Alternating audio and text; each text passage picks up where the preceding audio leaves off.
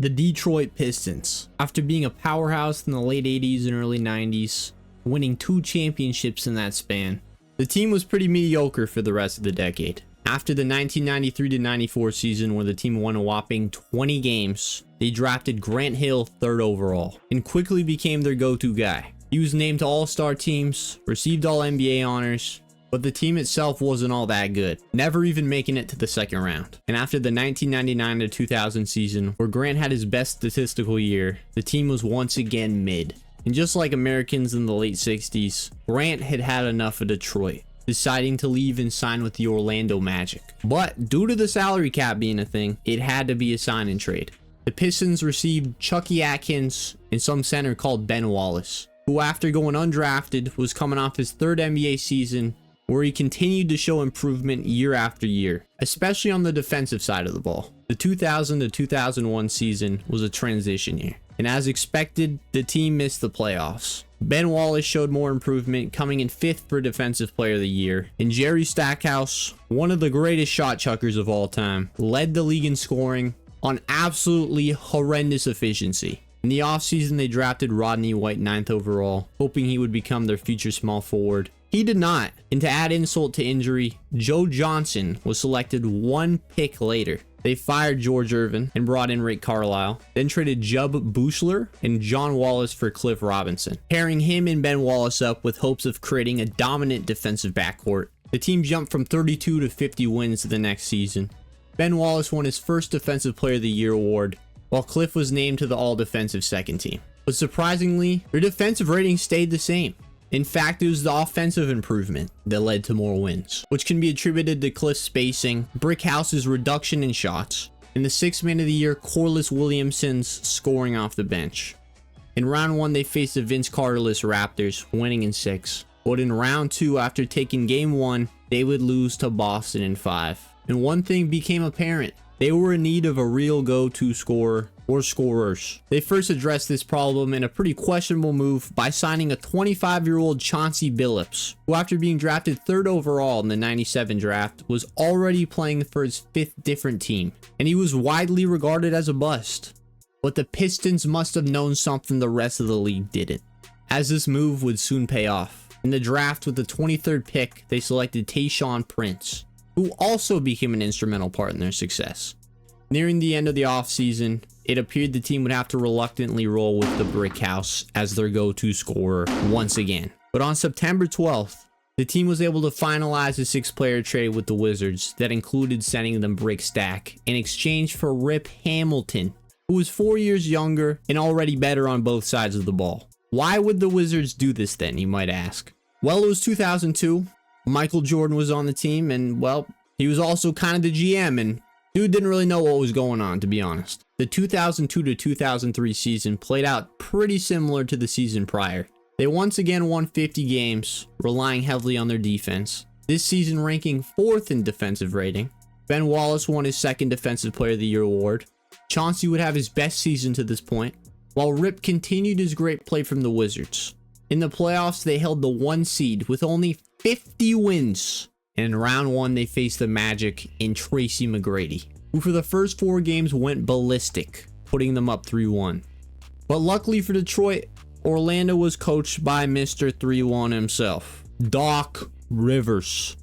Game 5, the Pistons found a working defensive strategy against McGrady, putting Tayshaun Prince on him, and he struggled. Even though it was 20 years ago, Doc still didn't know how to make adjustments, and just like that, he blew his first 3-1 lead.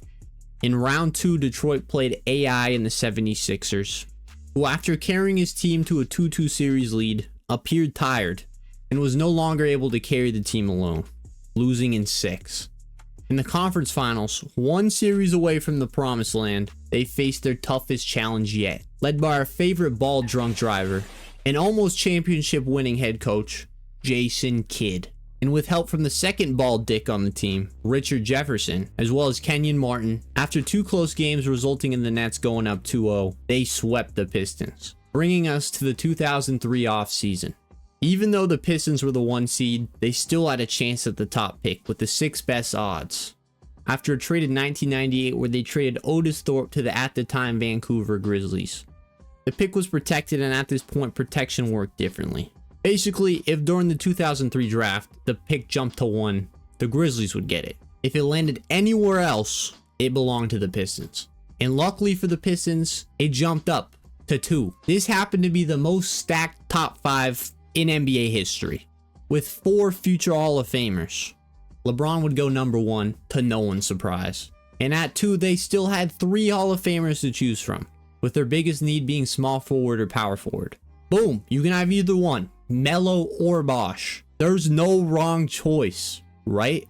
With the second pick in the 2003 NBA draft, the Detroit Pistons select Darko Milicic from Serbia and Montenegro. I can't believe after all these years, I'm finally here. You kissed your dad on the mouth? Well, they somehow chose the wrong player, choosing Darko Milicic, who at the time many thought had the upside of Wilt Chamberlain. But they already had a big man, one that had just won Defensive Player of the Year, in fact. And as you probably know, he was not one of the future Hall of Famers. In fact, all 3 of them would go back to back to back right after him. And just like that, the Pistons made one of the worst draft decisions of all time. And obviously it came back to bite them. But they still had the whole offseason ahead. They fired Rick Carlisle, replacing him with Larry Brown, believing he could strengthen their defense even more. Free agency rolled around and they didn't really do much. They brought back Lindsey Hunter to be a tough defender and signed Darvin Hamburger, the now ex-Lakers head coach. The team parted ways with Old Cliff in a trade for guard Bob Sura, and 2 months later, the 2003 to 2004 season began. The Pistons started off the year looking great, even going on a 13-game win streak to start the new year. But in February, the team stagnated, losing a bunch of games, with Darko not being what they expected, playing the fewest minutes of anyone else on the team. But seeing this season as the best chance to win it all, GM Joe Dumars pulled the trigger, trading for a disgruntled Rasheed Wallace, aka Dirty 30. After just being traded to the Hawks 10 days prior, playing one singular game for them, he found out he was being traded once again while having a nice alcoholic beverage at the Cheesecake Factory. In a 3-way trade also involving Boston, where they'd sent away Chucky Atkins, Sura, a few other guys, and a first-round pick. And after losing their first 2 games with Wallace by a combined 2 points, the team would go on to finish the season going 20-4, not allowing a single opponent to drop triple digits against them in that span, resembling that of their 80s counterparts. 1 through 5, they were tough, gritty, mean, and they liked to talk shit, allowing the fewest points per game and ranking second in defensive rating on the year, only behind the 1-seeded Pacers, with Ron Artest, who was awarded Defensive Player of the Year, over Ben Wallace, who came in second. In round 1, they faced the Milwaukee Bucks, led by Michael Redd in his lone All-Star season. Game 1 would be a bloodbath from the tip, with the Pistons taking a first quarter lead. They held Redd to 11 points and 7 turnovers, winning by 26. Game 2 was a different story. After the first, where the game was tied, Detroit went cold. The Bucks would do enough offensively to keep slowly expanding their lead until a Keith Van Horn layup peaked the lead to 14 with 4:19 left in the game. The Pistons actually fought back though with tough defense, forcing turnovers, and scoring from Lindsey Hunter, Sheed, and Mike James, eventually cutting the lead to 2. After getting fouled on a rebound, Damon Jones missed 2 free throws for the Bucks, giving Detroit one last chance to tie or take the lead. Sheed gets it, tries a pump fake, and the ball gets knocked out of his hands going out of bounds. Detroit basketball. But after a second, the call is reversed, and as you can see in the replay, the ball just slipped out of his hands, and Redd would sink both free throws to close out the game, tying the series. In Milwaukee for Game 3, after a first quarter where Detroit allowed 30 points and trailed by 8, they held the Bucks to below 20 points in each of the remaining 3 quarters to win by 10, with every starter doing their part to contribute on both sides. Game 4 was close throughout, with Detroit holding a slight lead, but in the 4th they pulled away behind 14 fourth quarter points from Rip Hamilton to win by 17, taking a 3-1 lead. Michael Redd once again struggled, and the series looked over, and in Game 5 they would finish them off, including a second quarter where they only allowed 10 points, winning by 14. With a once again all-around team effort, They were now headed to round 2, finding themselves matched up against the team that had swept them just a year ago. The New Jersey Nets, who had just swept the Knicks and were still helmed by a drunk Agent 47, Dick Jefferson, and Kenyon Martin. Game 1 was a rough showing to say the least from New Jersey, who only managed to score 56 points in an NBA game, shooting a pathetic 28% from the field as a team. The Pistons only scored 78, but that was still enough to win by 22. This defense was no joke. Game 2, after a strong first half from Kenyon Martin and Richard, the Nets led by 12. But in the third, Detroit would turn off the faucet, limiting the Nets to 11 third quarter points and 8 turnovers, making their way back and eventually taking a 4-point lead going into the fourth, where Chauncey, Rip, and Sheed finished them off with a joint scoring barrage to win by 15, taking a 2-0 series lead. In New Jersey for Game 3, the momentum would shift right away, with the Nets outscoring Detroit by 18 in the first. Detroit would struggle to score for the remainder of the game. Kidd's shooting woes also continued as he appeared hungover, but luckily Dick would pick up the slack, dropping 30 to win by 18. Game 4, after a close first, the Nets would slowly expand the lead until the third, where Kidd finally got through his hangover and started knocking down shots, scoring 13 points while going 5 for 5, ballooning the lead to 21. And even with Rip's 30 points, Detroit was not able to make their way back, losing by 15. With the series now going back to Detroit tied 2-2, making Game 5 a must-win. It started with New Jersey going up 6 after Kenyon Martin scored 12 first quarter points. Detroit then held a 1-point lead at halftime thanks to 13 second quarter points from Prince. The remainder of the game was a back and forth affair, which brings us to the fourth with 1:20 left. Kidd grabs the board, runs the length of the floor, drives, switching hands midair to finish, taking a 1-point lead. Pistons call timeout. On their possession, Prince gets to the elbow, tries a jumper, and is blocked by Jefferson. Kidd receives it, runs the floor. The announcer says this: I can almost guarantee you right here, the New Jersey Nets are going to get a good shot at the basket with Jason Kidd leading the way. And Kidd decides to prove him wrong. Wallace gets it to Billups, finding Mike James, who misses everything. Jefferson touches it while out of bounds. Pistons ball. Billups gets a pick from Sheed, tries a floater. 30 tries tipping it in. Kidd runs into Sheed, who tries drawing a foul, but it's called the other way. Now in the bonus, Kidd goes to the line and sinks both free throws. After a timeout, Prince gets it on a handoff, drives, goes for a layup, but gets fouled.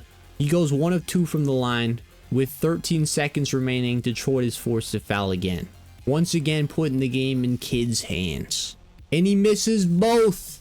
Sheed grabs the board, gets it to Chauncey, who runs the whole length of the floor, but gets swatted from behind by Jefferson. Kittle grabs the board and gets fouled with 2.9 seconds left, and the game looks over. He misses the first, giving Detroit the smallest glimpse of hope, but he makes the second. And with no timeouts, down 3, needing a miracle, the ball is inbounded to Billups. Here's Chauncey Billups. Here it is. He's got it. He's got it. Chauncey Billups hits the 3. Overtime. Amazing. He sinks it, sending the game to overtime. Overtime continued being a back and forth charade. After 2 Kerry Kittle free throws, the Nets held a 4-point lead. Rasheed knocks down a 3.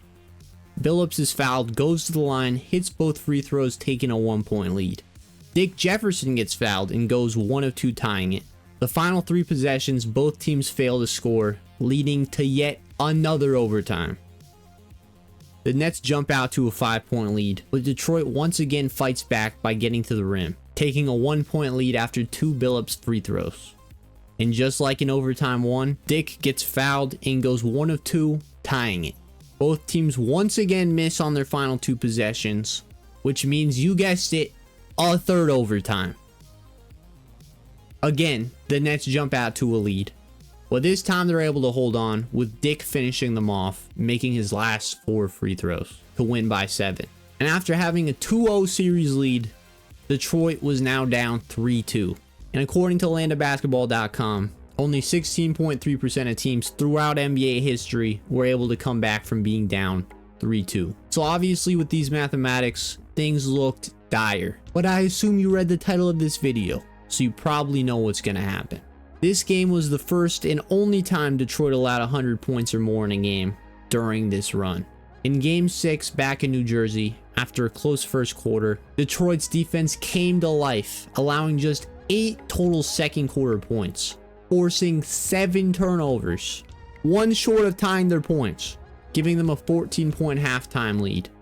In the third, the Nets clawed their way back, getting to within 2, but even with Dick Jefferson's strong second half, it wasn't enough, with Detroit going on runs every time it got close. So close, yet so far. Detroit left with a victory, forcing Game 7, while the Nets left with nothing but blue balls. Game 7. Were you expecting a close game? This was not that. After being up 4-2 to start the game, the Nets would never see a lead again, with Detroit shutting them down. And with this being a Game 7, a do-or-die game, Caillou once again showed up appearing hungover, putting up his best Clay impersonation. Or did Clay impersonate him? I don't know. Who cares? He scored 0 points, going 0 of 8 from the field. Chauncey and Rip led the scoring on pretty poor efficiency, but it didn't even matter because their defense was so dominant. They didn't even give up 70 points, winning the game by 21, sending them to the Eastern Conference Finals, where they faced the Indiana Pacers. A battle of the top 2 defenses and the top 2 defensive players in the league. The Pacers were led by Ron Artest, Jermaine O'Neal, and an old-ass Reggie Miller in his second to last season. And this just might be the most 2000s NBA series ever. To call this series gritty would be an understatement.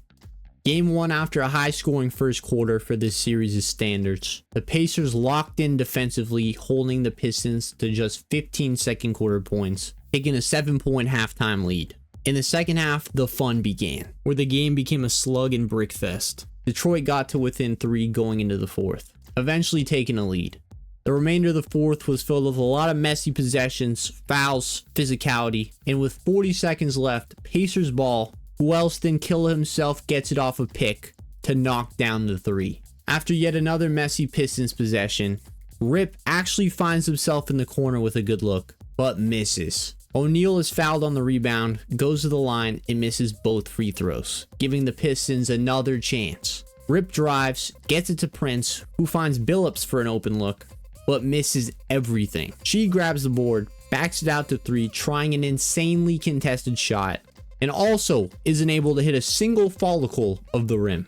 Miller seals it, going 1 of 2 from the line, taking Game 1. In Game 2, things got even nastier. With a 12-17 score to end the first, the scoring picked up a bit in the second, with Jermaine O'Neal leading the way with 10 to take a 6-point halftime lead.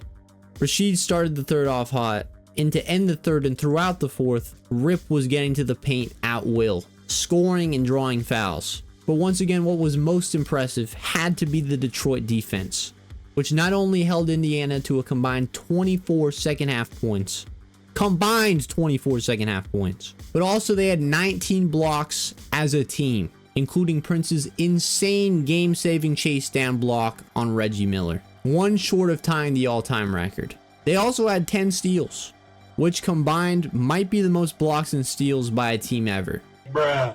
I looked it up, I asked ChatGPT, I couldn't find the answer. So if you know, please let me know down in the comments. And that is how you win an NBA game by only scoring 72 points, tying the series at 1 game apiece. Game 3, the Pistons got off to a hot start, holding a 13-point lead after 1, but in the second scored 9 total points. Luckily, their defense held up, allowing only 16, keeping the lead at 6. The third was yet again another pretty low-scoring affair, with the Pistons bumping their lead back up to 11.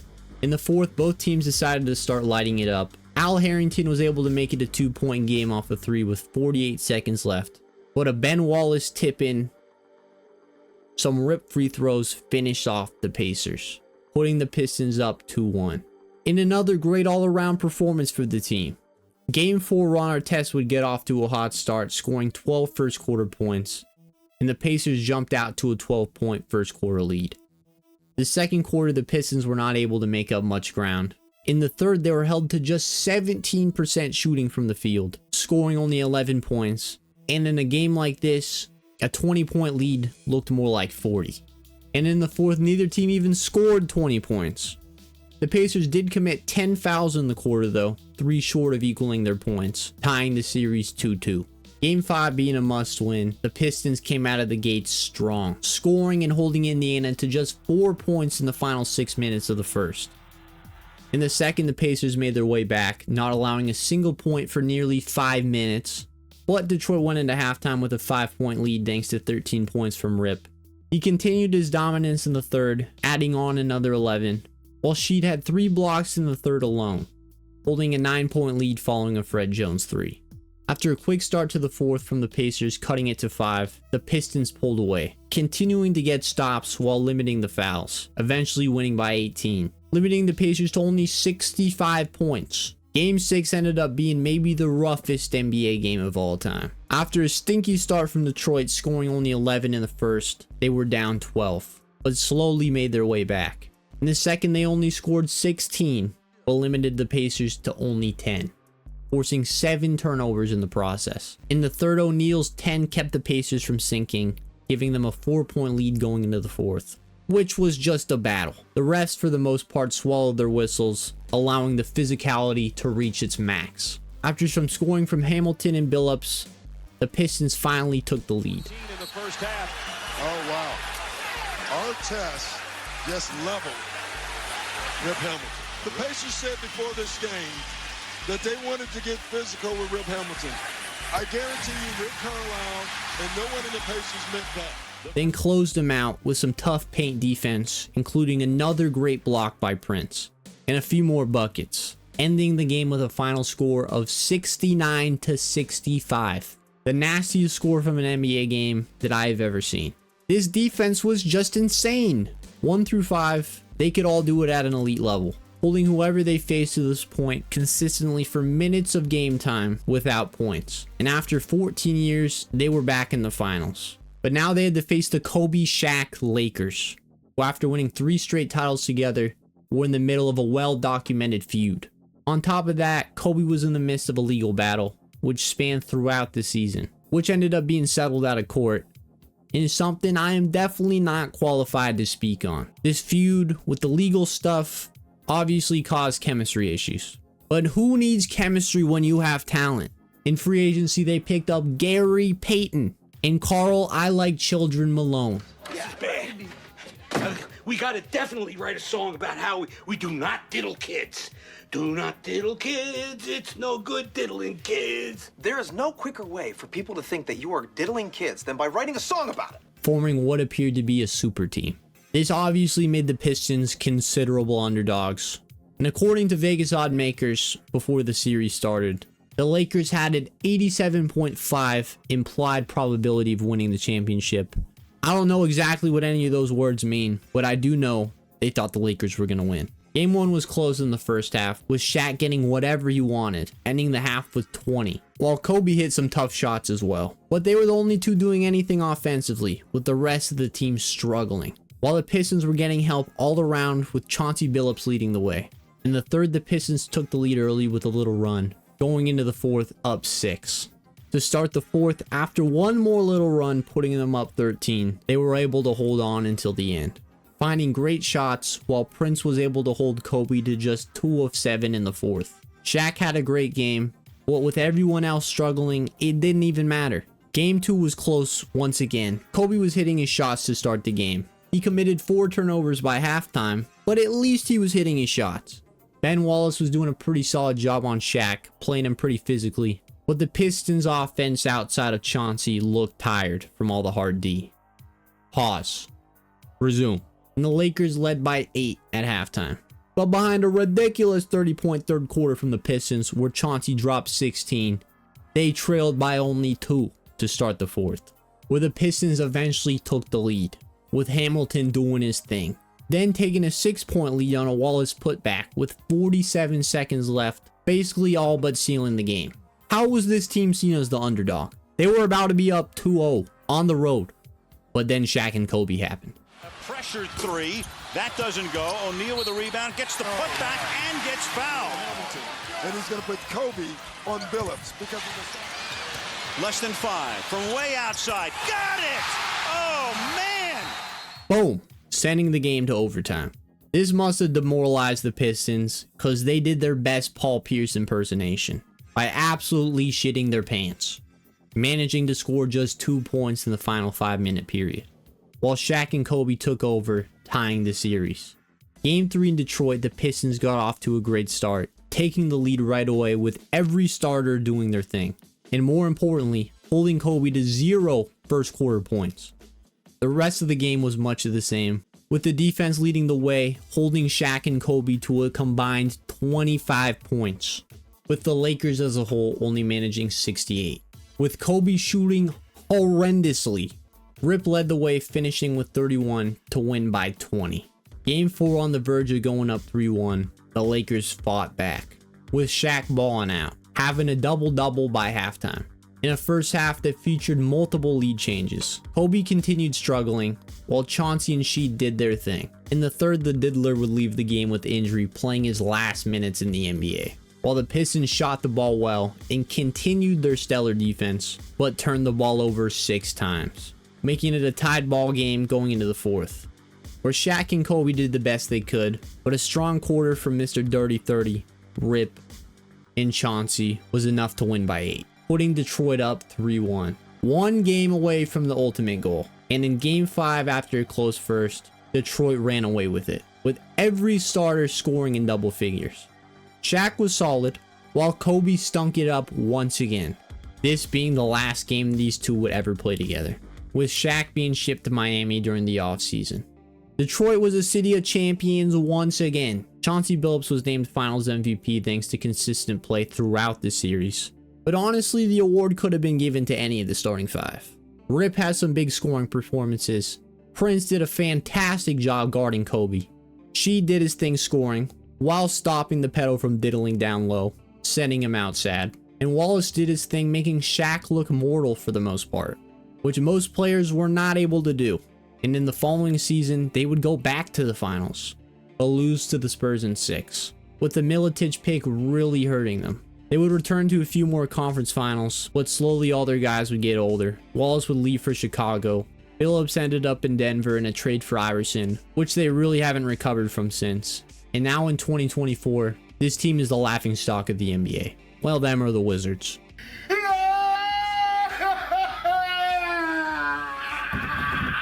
But that 2004 team will always be remembered for going on maybe the greatest and most improbable title run of all time.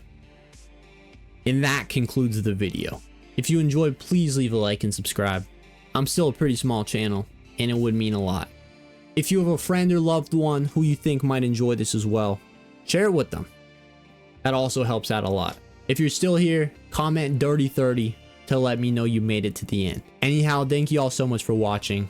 I love and appreciate every single one of you guys. I hope you have a fantastic rest of your day, and good night.